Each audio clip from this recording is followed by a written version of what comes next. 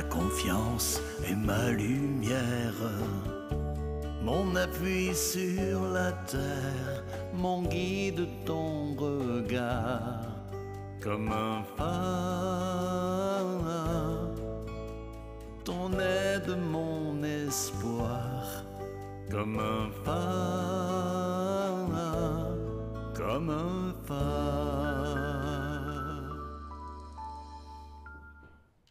Bon jeudi à la maison et bienvenue à cette deuxième émission Comme un phare. D'abord, spécialement un beau bonjour aux proches aidants des aînés de peu partout sur le territoire de la Gaspésie, je dirais même du Nouveau-Brunswick et des îles de la Madeleine.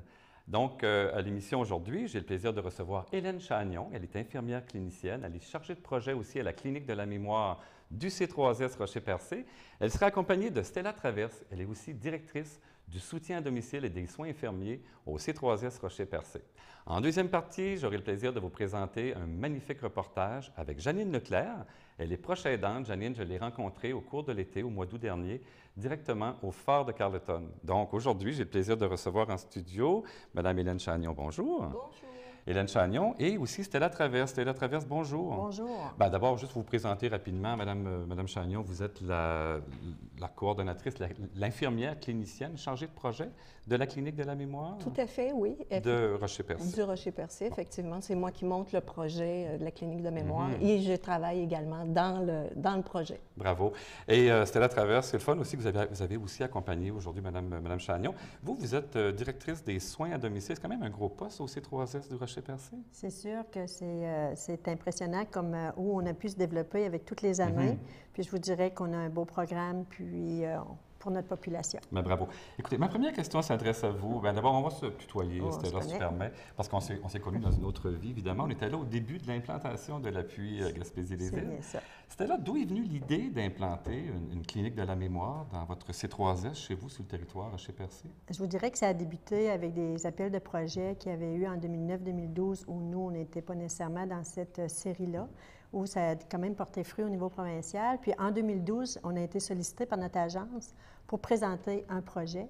On a présenté pour notre agence qui s'est rendue au provincial, puis on a été choisi parmi plus de 30 projets sur 19 projets. Fait qu'on a été très heureux de savoir que notre projet avait été retenu. Bien, bravo, parce que c'est toujours un projet novateur. D'ailleurs, c'est un projet on s'entend que c'est vraiment uniquement dans les MRC Rocher-Percé? Oui, parce qu'il y avait un projet par région, fait qu'on a été choisi. Puis je vous dirais qu'on est en projet pilote, on est comme sur la lunette du ministère pour savoir comment ça va se passer, pour voir si ça va continuer dans l'avenir. Fait que là, on est pour 2 ans. Madame Chagnon, bien, vous êtes l'infirmière clinicienne, vous êtes là depuis le début. On parle d'un projet d'environ 2 ans, puisqu'on fait comme allusion que c'est un projet novateur, un projet pilote. Quelle est la mission de cette nouvelle clinique de la mémoire étalée chez vous? La mission, c'est en premier lieu, c'est vraiment de faire du repérage. Quand on parle du repérage, pour que les gens nous comprennent, c'est qu'on fait du dépistage. Le but, c'est vraiment d'aller chercher les gens au tout début de la maladie et on les suit au fur et à mesure que la maladie va progresser.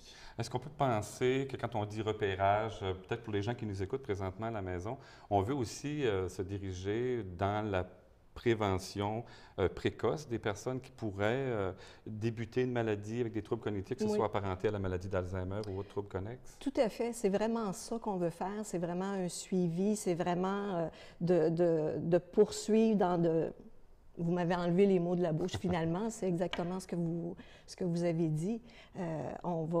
C'est du précoce, puis en faisant du repérage précoce, à ce moment-là, ces gens-là, on peut les suivre et tout au long du vieillissement, bien, ils vont avoir un appui là, au niveau de la clinique de mémoire. Bon, écoutez, on va en reparler tout à l'heure, puisque là, avant, j'ai un beau reportage à vous présenter. Cet été, au cours du mois d'août, j'ai rencontré Janine Leclerc à Carleton, ici même. Elle a passé l'été ici pour accompagner sa mère en fin de vie. Et j'ai eu une belle entrevue avec Janine Leclerc qu'on va écouter ensemble, puis on va revenir parler de la clinique de la mémoire juste après le prochain reportage avec Janine Leclerc. Merci. D'abord, Janine, merci d'avoir accepté mon invitation à se retrouver ici à Carleton, d'ailleurs devant le magnifique phare de Carleton. Janine, en partant d'abord, je réitère toutes mes condoléances pour ta mère, Mme Leclerc, qui est décédée très récemment. Fait que merci d'être là. Merci, Régis. Janine, tu as quand même quitté Montréal en juin pour venir vivre ici, passer l'été à Carleton, au chevet de ta mère. Qu'est-ce qui t'a motivé à tout laisser à Montréal pour venir passer 3 mois quand même ici, à te rapprocher de ta mère? Je sais que ta mère était quand même en fin de vie, c'est ça? Oui. Bien, d'abord, je quittais Montréal après 31 ans et je m'en allais prendre mon cours de préposé aux bénéficiaires. Et ce qui a fait que j'ai décidé de venir passer l'été, c'est que c'était d'une évidence que je venais auprès de maman pour les derniers mois de sa vie. Parce qu'elle m'avait beaucoup manqué durant toutes ces années-là.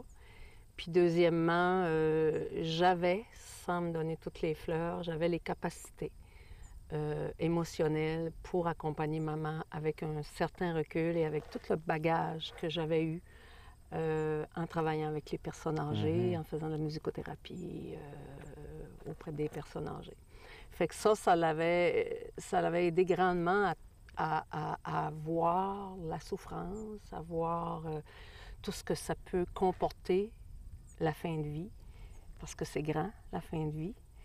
Fait que je me sentais, comme on dit, d'aplomb pour faire ça.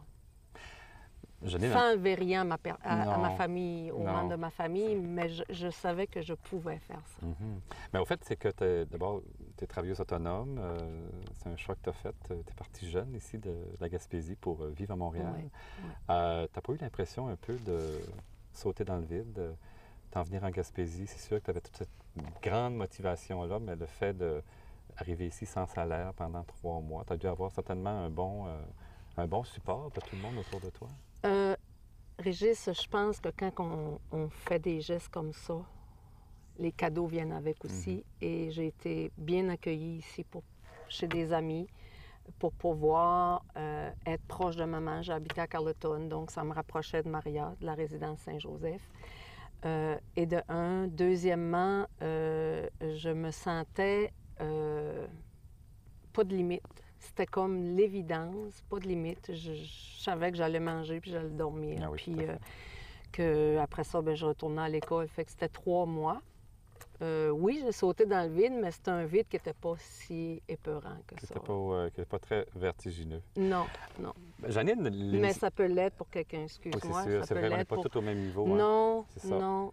L'émission Comme un phare est une émission qui est destinée aux proches aidants des aînés. Donc, c'est sûr que c'est tout à votre honneur parce que, dans le fond, c'est une belle action d'une proche aidante que tu as faite, Janine. Mais est-ce que, qu'est-ce que tu retiens de cette expérience-là? Tu as passé l'été même tout près de ta mère. Ta mère est décédée quand déjà? Le 8 août. OK, donc Maman c'est très est décédée récent. le 8 août, oui. Puis qu'est-ce que tu retiens d'avoir venu comme ça en accompagnement de ta mère pendant les 3 derniers mois?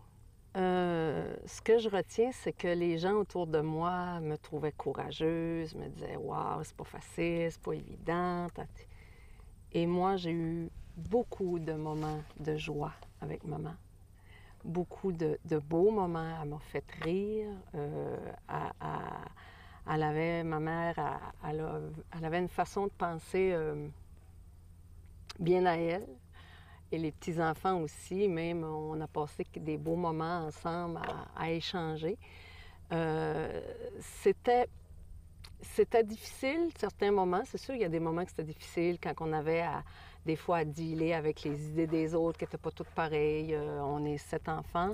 Alors, des fois, c'était pas toujours évident d'arriver à une entente. Mais bon, avec la communication, puis des fois, on a chacun nos idées, chacun. Mais il y avait... En enlevant ces moments-là, il y avait plein de beaux moments que j'ai pris le temps de vivre avec maman, même au niveau de chanter à l'oreille de ma mère, à côté sur elle, que j'avais jamais fait de ma vie. Mais ce qu'on n'a pas dit, c'est que ta mère était totalement malentendante, c'est oui, ça? Oui, exact. Donc, est-ce que la musique, toute la communication quand tu parles avec ta mère, est-ce que ça jouait un rôle important? Très important. Maman chantait presque tout le temps. Elle jouait même à la résidence, il y avait un piano, elle a joué du piano, je l'ai filmé, j'ai des beaux souvenirs. Puis la musique, je dirais, moi, ça a été guérisseur pour moi parce que maman ne m'entende jamais chanter ou que puisse pas vivre ces moments-là, bien, j'ai vécu des moments extraordinaires, tout seul avec elle, qu'elle me disait, bien, chante-moi une chanson ou c'est quoi ta chanson préférée? Elle m'avait jamais demandé ça de ma vie. C'est qui que t'aimes le plus entendre chanter? C'est quoi? Fait que ça a amené une ouverture de conversation qu'on n'avait jamais eue. Puis c'est pour ça que je dis que oui, la fin de vie, ça peut être déprimant, mais c'est toute notre attitude qui fait de qu'est-ce qu'on fait avec. Moi, j'ai vécu de très, très beaux moments avec maman. Précieux. Est-ce que tu avais l'impression on parle des proches aidants de plus en plus, on dit des proches aidants des années. Est-ce que tu savais que tu étais toi-même une proche aidante? C'est quelque chose qui te... Naturellement, des fois, on n'y pense pas. On peut réaliser du jour au lendemain, c'est vrai. Moi, je suis quand même une proche aidante. Je suis avec ma mère qui a quand même 87 ans. Est-ce que tu sentais ce rôle-là que tu devais jouer auprès de ta mère? Oui. Oui, je le sentais, mais je me voyais plus comme un enfant qui prend soin de sa mère. Mais oui, j'ai pris le rôle de proche aidante avec ma mère, mais pas juste avec ma mère dans ma vie. Avec d'autres personnes près de moi qui n'ont peut-être pas non plus cette facilité. Et j'ai de la misère à dire que c'est facile, parce que je ne suis pas en train de dire que c'est facile, mais je veux dire... Mettons que j'ai eu une bonne préparation en accompagnant, il y a presque 25 ans, mon frère Éric, décédé, qui pour moi a été déterminant à pouvoir faire ce que je fais aujourd'hui. Tout à fait. Puis ce que j'ai fait avec plusieurs personnes mourantes ou en fin de vie. Écoute, on pourrait en parler pendant encore plusieurs minutes. Il reste peut-être juste une minute avant la fin de l'entrevue. Janine, qu'est-ce que tu aurais à offrir comme message aux personnes qui nous écoutent, qui sont à l'extérieur, qui peuvent peut-être enlever un certain sentiment de culpabilité, parce que des fois, on veut aider, mais on n'est pas toujours là. Puis, ce que tu as fait, ça a pris beaucoup de courage aussi de tout laisser Montréal, venir vivre 3 mois ici. Si tu avais un petit message à laisser aux gens qui nous écoutent, qu'est-ce que tu leur dirais? Bien, je leur dirais d'abord d'en parler et de faire des demandes pour avoir le plus de support, pour avoir le plus de références. Si on n'est pas bon pour dealer avec une chose, bien dire, regarde, OK, toi, qu'est-ce que tu ferais? Ou toi, connais-tu quelqu'un qui pourrait nous aider avec ce problème-là? Parce qu'on n'a pas toutes les solutions, mais en se parlant, en ayant des bonnes personnes ressources, je pense qu'on peut bien accompagner quelqu'un, puis il faut faire attention à soi. Moi, j'ai eu la chance de venir me ressourcer. C'est spécial qu'on fasse l'entrevue ici, parce que j'ai eu la chance de venir me ressourcer des fois pour prendre ici un peu de recul. Même à Carleton, tout près du fort. Tout près du fort, dans l'eau, à me baigner, puis à lâcher un peu. Janine, écoute, tu retournes bientôt vivre à Drummondville. Tu as décidé de faire le choix d'étudier pour devenir préposé aux bénéficiaires. Donc, tu vas sûrement travailler dans les prochaines années dans des CHSLD, là où a vécu les dernières années ta mère. Donc, je suis à peu près certain que tu vas être une excellente préposée aux bénéficiaires. Bien, je le souhaite. En tout cas, je vais y mettre tout le cœur que j'ai mis pour maman. Beaucoup. Merci Régis.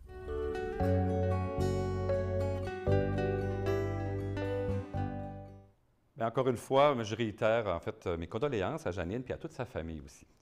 C'est un beau reportage. Madame Chagnon, on revient toujours sur la clinique de la mémoire du Rocher-Percé, évidemment, intégrée avec le C3S Rocher-Percé. Si moi-même, je suis une personne qui présente des difficultés de mémoire, puis je veux vraiment me rendre chez vous, à quoi je dois m'attendre comme première approche, puis comme service, rapidement? Bien, en premier lieu, ça prend une référence médicale. À ce moment-là, si la personne elle-même ou la proche aidante ou ça peut être aussi la femme, que son mari a des problèmes cognitifs, à ce moment-là, elle va demander une référence, elle va en parler avec son médecin de famille. Son médecin de famille nous donne une référence et là, à ce moment-là, moi, je contacte les personnes et je les rencontre. Bien voilà. Puis peut-être rapidement, quelques secondes, Stella Traverse, quelle équipe professionnelle tourne autour de la clinique? Nous, on a une clinique mobile, nos professionnels se promènent. On a l'infirmière clinicienne, le neuropsychologue, l'ergothérapeute, travailleur social et tout ce qu'on a besoin pour répondre à notre clientèle. Écoutez, le temps nous file rapidement. Je pense qu'on rappelle le numéro de téléphone pour communiquer avec vous, 1-418, le 689-66-96. On dit que le poste est le 25-29. Hélène Chagnon, merci beaucoup. Stella Traverse, merci pareillement. Moi, à la maison, j'aimerais vous inviter à revenir la semaine prochaine avec l'émission, pas la semaine prochaine, excusez-moi, dans 2 semaines, le 9 octobre, avec l'émission Comme un phare, j'aurai le plaisir de recevoir Hélène Saint-Laurent qui nous présentera un beau projet reportage, pas reportage, mais repérage des personnes atteintes de la maladie de l'Alzheimer jusqu'en fin de vie. Et aussi, je recevrai Jeanne Poirier qui vient des Îles-de-la-Madeleine, qui est directrice du Centre d'action bénévole, qui a un magnifique projet à nous présenter aux Îles-de-la-Madeleine. Donc, je vous souhaite une belle semaine. Prenez soin de vous, reposez-vous, puis je vous revois le 9 octobre prochain. Donc, soyez là à Comme un phare. Si vous prenez soin d'un aîné, vous êtes un proche aidant et c'est normal d'avoir besoin d'aide. Appuyez-vous sur nous pour de l'information et du soutien et nous vous dirigerons vers les bonnes ressources près de chez vous. Utilisez la ligne aidant en composant le 1-855-8-l'appui.